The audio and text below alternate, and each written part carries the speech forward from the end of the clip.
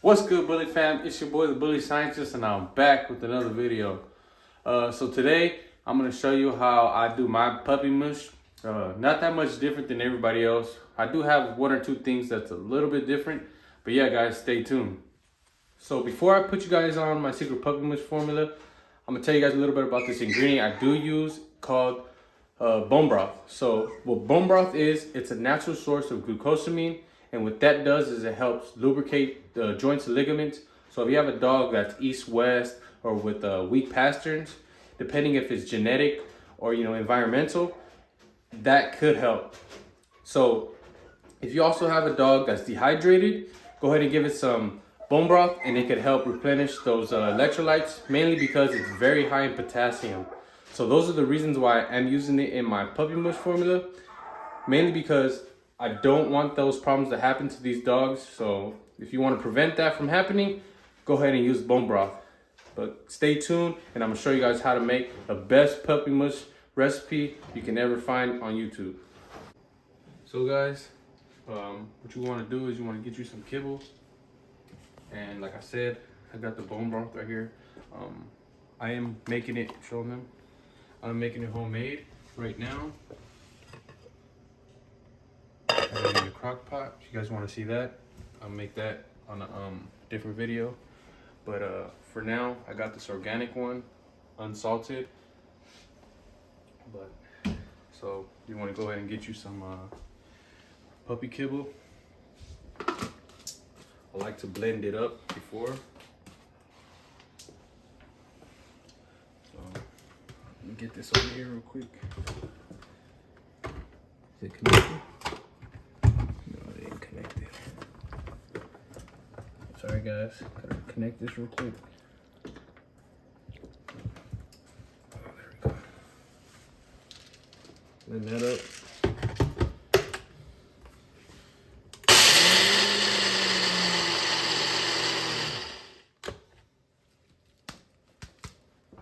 There you go. And since the puppies are only 3.5 weeks, I still use the Ultra 24 milk replacer. So not that much is okay. So I'm gonna throw that back in the blender real quick.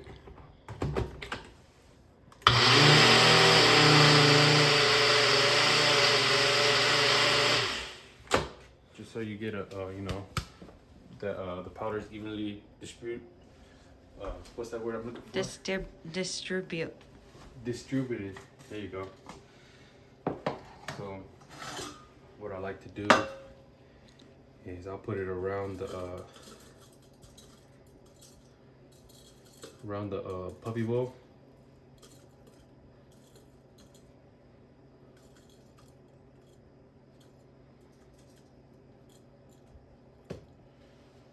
That's enough.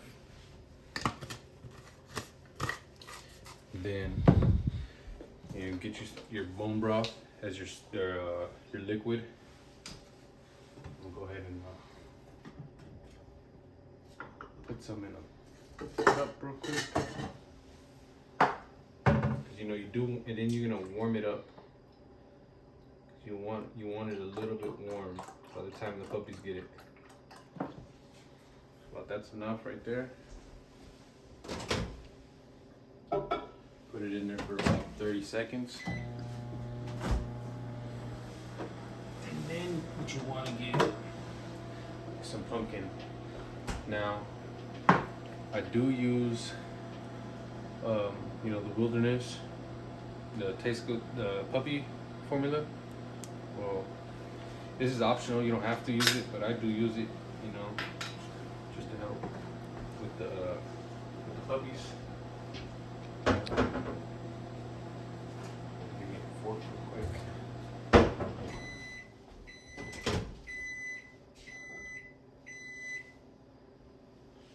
That's warm enough. Go ahead and throw that in there. Depending on how you like your formula, if you want it watery or actual mushy, go ahead and mix that up. Probably gonna need a little bit more. Right now it's watery, but you know, it'll absorb.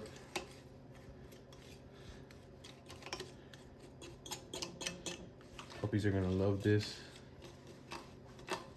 And don't worry if you know, if you're worried about the dogs having diarrhea, because the pumpkin will help with that.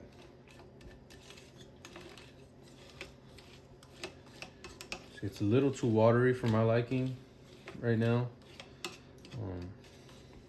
So what I will do is probably add a little bit more. We'll see once I add this in. Well, it's actually getting a little bit, you know, more mushy. So I'm gonna add pumpkin next.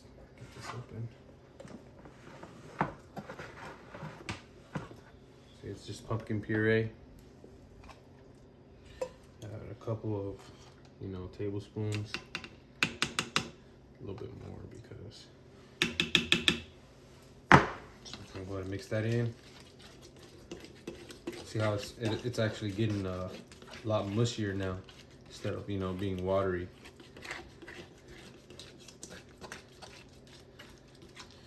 Mix all that in. Make sure you want to get it evenly distributed. Got it right that time.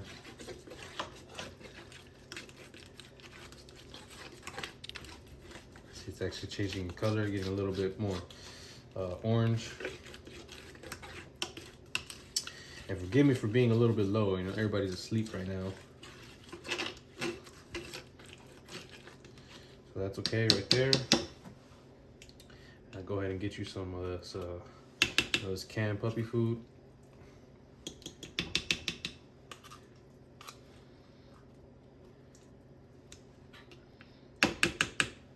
So the reason why I use pumpkin is because it helps with, you know, a dog having an upset stomach, because you are feeding it, you know, milk and meat all together. So this is enough right here for it. So I'll give it half in the morning and half in the nighttime. So go ahead and mix that in. Go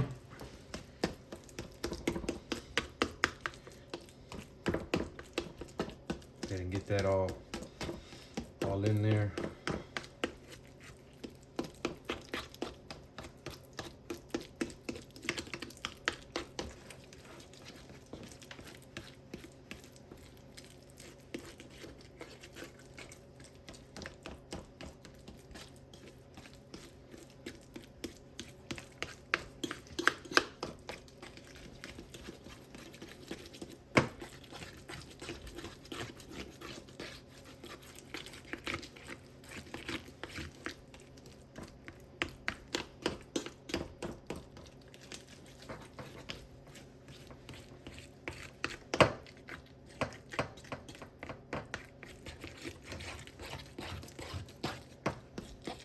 There you go. So that's it, guys. That's basically my puppy mush recipe. I'm gonna go give it to the dogs now.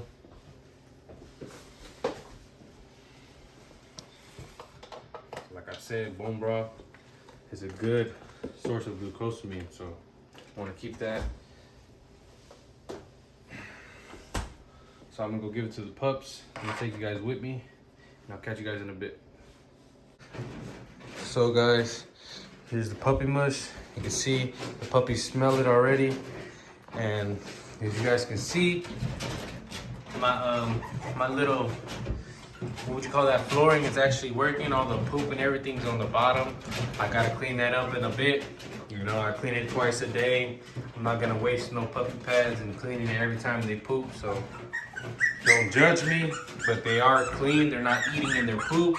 As you can tell, well, you can't really see, but all the poop is on the bottom. I'm gonna go ahead and let them eat and show you guys how much they love this stuff.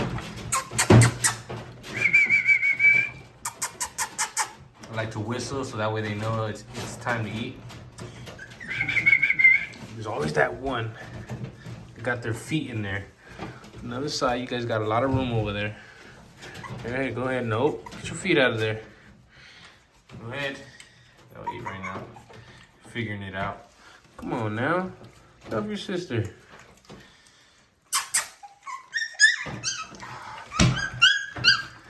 And then there's this little guy right here. It's very tiny.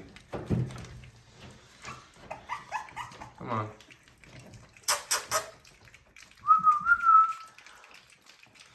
So it's this one. Let's get their feet out of there. Yeah, man, I hate when they put their feet in there. But look at it, man. They're gonna eat this whole thing within 5 minutes. So I try to feed them twice a day, sometimes 3 times. You know, depending on how I feel. Let me put him on the side. This is the guy that always gives me a hard time. See? He gives me a hard time all the time. There he goes. Finally. Get your feet out of there, and there's food over here. Share, man. They don't like to share. They push their little ones out the way.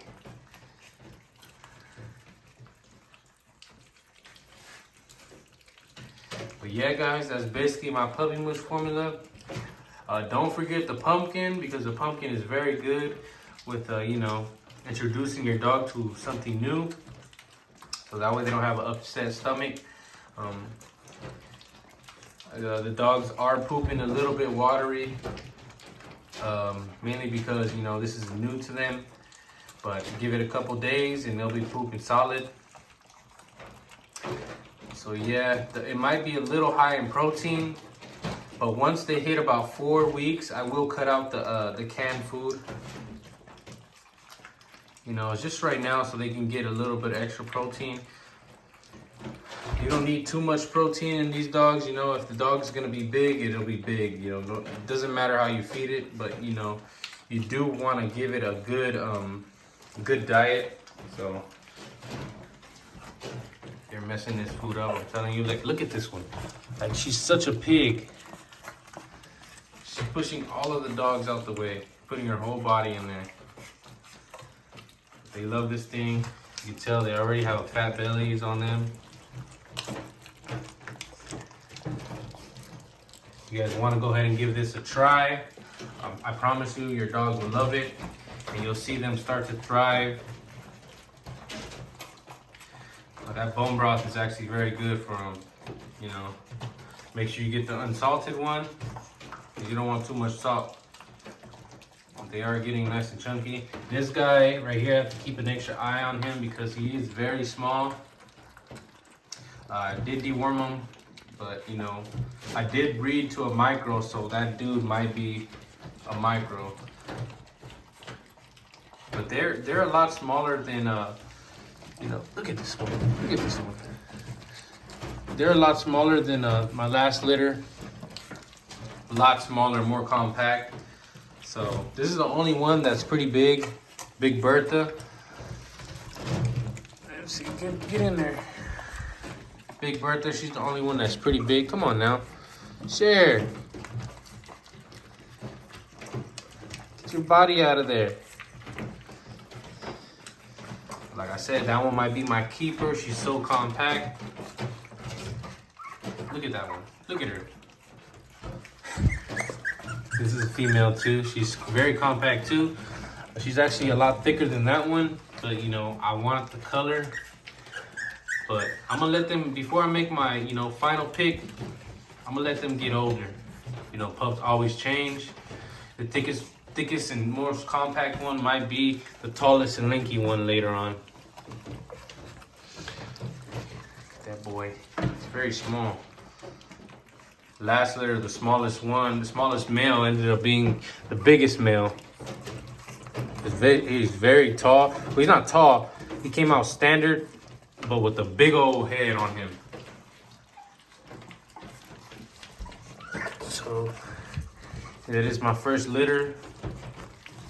So, you know, breeding to a dog that you don't know the pedigree as much, you are gonna get some inconsistency in you know, the litters. So the same as this one.